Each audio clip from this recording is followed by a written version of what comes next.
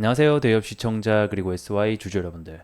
저는 SY와 관련돼서 여러분들이 투자하시면서 알아야 되는 중요한 이슈와 주가 영향을 미칠 만한 요소들 하나하나 전달해 드리는 멘토 이준욱입니다. 자, 또 우리 SY에게 가장 중요한 우크라이나 재건 관련된 재료가 하나 나와서 오늘 영상을 또 키게 됐습니다.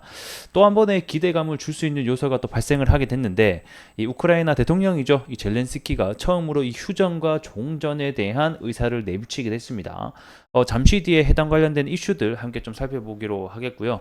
해당 일정과 남은 일정 그리고 주의사항은 또 뭐가 있는지 또 기술적 분석으로 들어가서 함께 알아보는 시간 가져보도록 하겠습니다. 자, 오늘 재건 관련주들이 대부분 오전에 갭을 뜨고 있는 상태죠. 뭐 어느 정도 차익 실현이 나오고 있지만 어떤 이슈 때문에 현재 상승이 나와줬는지 확인해 보도록 하겠습니다. 자, 주말간 나온 이슈죠. 이 젤렌스키가 이제 전쟁에 지쳤나라는 제목과 함께 몇 개월 내에 중요한 키워드입니다. 종전을 위한 종합 계획을 마련하겠다라고 밝혔습니다.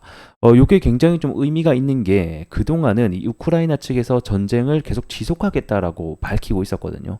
러시아 측이 뭐 비공식적으로 올해만 들어서 벌써 3번 넘게 종전에 대한 부분 그리고 휴전에 대한 부분을 협상안을 하자라는 것은 있었지만 이렇게 젤렌스키가 먼저 종전에 대한 가능성을 언급한 것은 처음이기 때문에 그만큼 좀 의의가 있는 것 같습니다.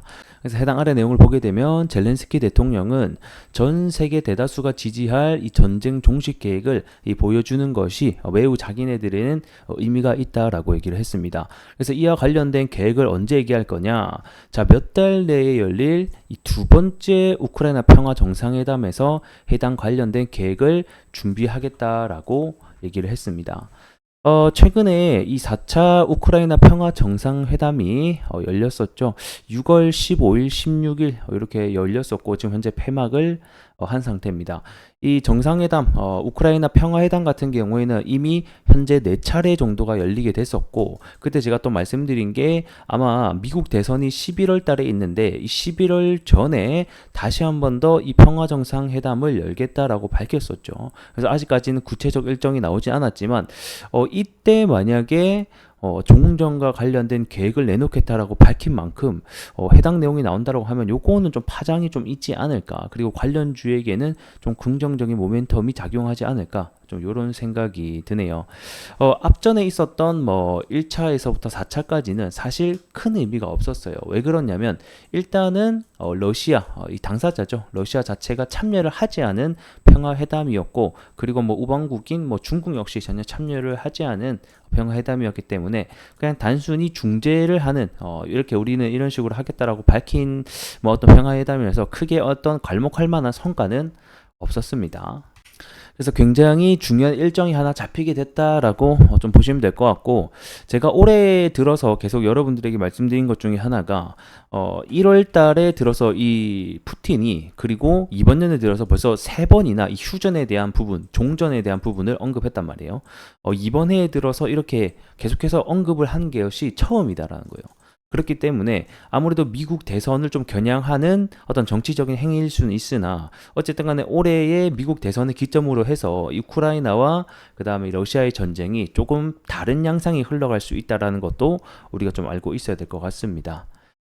자, 그리고 이제 우리가 봐야 될 내용들은 어떤 내용을 가지고 과연 전쟁에 대한 종식 그리고 휴전을 할 거냐 요건데 결국에는 일단은 지금 나와 있는 상황은 사실 뭐 변한 거는 없어요. 결국에는 우크라이나가 주장을 하는 것은 러시아 군의 완전에 대한 철수 그리고 얘네들이 빼앗긴 영토에 대한 완전 복원을 기준으로 해서 평화 공식을 주장을 하고 있는 상태고 뭐 러시아 같은 경우에는 자기네들이 빼앗은 어떤 부분에 대해서 당연히 러시아 영토로 인정을 해줘야지 평화 협상이 가능하다라고 하면서 사실 아직까지는 크게 조율이 안 되고 있는 상황입니다. 하지만 젤렌스키가 이번에 평화 회담에서 이와 관련된 입장을 좀 밝힌다라고 하면 다시 한 번 더 좀 긍정적인 요소가 되지 않을까 이런 생각이 조금 드네요. 자, 이제 긍정적인 소식을 봤다라고 하면 또 약간 안 좋은 소식도 하나 보도록 하겠습니다. 현재 이스라엘과 헤즈볼라의 전면전이 카운트다운이 되고 있다라는 소식이 들려오고 있죠. 재건주에게 이거랑 무슨 상관이야? 우크라이나 재건인데 이렇게 생각하실 수 있지만 앞전에도 이스라엘과 이란의 전면전이 될 뻔한 상황 속에서 이 주가의 하락은 크게 나온 적이 있습니다.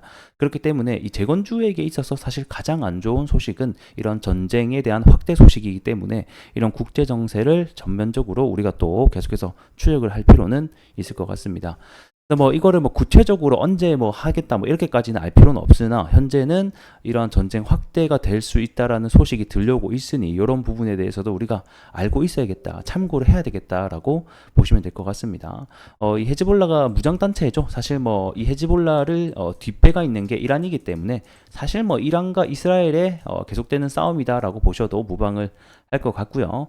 요게 이제 실제로 전쟁이 확대될 것인가, 확대되지 않을 것인가를 알 수 있는 중요한 단서 중에 하나가 뭐 자국민에 대한 대피 소식이라던가 또는 뭐 이런 그 영사관 같은 뭐 철수 소식 이런 게 굉장히 전쟁이 시작되는 아주 중요한 단서거든요.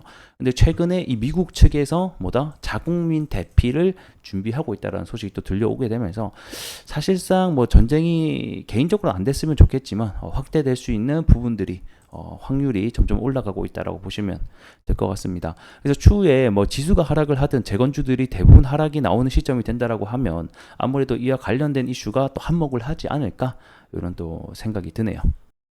자, 차트로 돌아와서 보도록 하겠습니다. 오늘 이슈 때문에 장중에 15%까지 좀 상승이 나오게 됐습니다.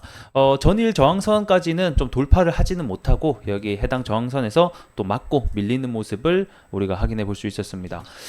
그러면 본격적으로 기술적 분석으로 봤을 때는 어느 구간이 중요하냐라고 보게 되면 아무래도 계속해서 저항을 받고 있는 이 5,000원 가격대 위로 주가가 위로 안착을 해주고 지지가 나오는 시점이 다시 한 번 더 강한 상승인과 랠리가 나올 수 있는 중요한 시발점이 될 수 있는 또 구간이 될 수 있을 것 같습니다. 일단 올해 하반기에 제가 말씀드린 대로 미국 대선 전에 다시 한 번 더 5차 우크라이나 평화회담 일정이 잡힌 만큼 그때 다시 한 번 더 구체적 일정이 잡히거나 또는 그 구체적 일정 안에서 저런 내용이 나온다라고 하면 그때부터는 다시 한 번 더 좀 강한 모멘텀으로 주가가 상승할 수 있으니 이런 점 우리가 참고하셨으면 좋겠습니다. 하지만 또 리스크적으로 생각을 해봐야 되는 부분도 분명히 존재할 것 같습니다. 지금까지 몇 년간 이 가능성에 대해서만 언급을 했지 실질적으로 러시아 당사자와 뭐 협상 테이블이 열렸던 기록이 굉장히 드물기 때문에 이제는 가능성보다는 정말 협상 테이블이 열려야지 2차, 3차 파동으로 이어질 수 있다는 것도 알고 계시면 좋을 것 같습니다. 일단 해당 일정이 굉장히 길게 남았기 때문에 제가 봤을 때는 이 해당 박스권 안에서 주가가 놓을 가능성이 굉장히 높다라고 또 설명을 드리겠고 이 해당 박스권을 돌파하기 위해서는 강한 이슈와 거래 대금이 발생을 해야 되는데 사실 오늘 거래 대금 자체가 굉장히 적기 때문에 돌파하기에는 조금 힘든 부분이 있지 않았나 이런 또 생각이 드네요. 그래서 오늘은 이와 관련된 이슈 제가 좀 소개시켜 드렸고요. 앞으로도 관련된 이슈 여러분들 알아야 될 내용이 생기면 영상을 통해서 전달해 드릴 수 있도록 하겠습니다. 자, 오늘은 여기서 좀 마무리를 해보도록 하겠고요. 저도 다음 시간에 인사드리도록 하겠습니다. 고맙습니다.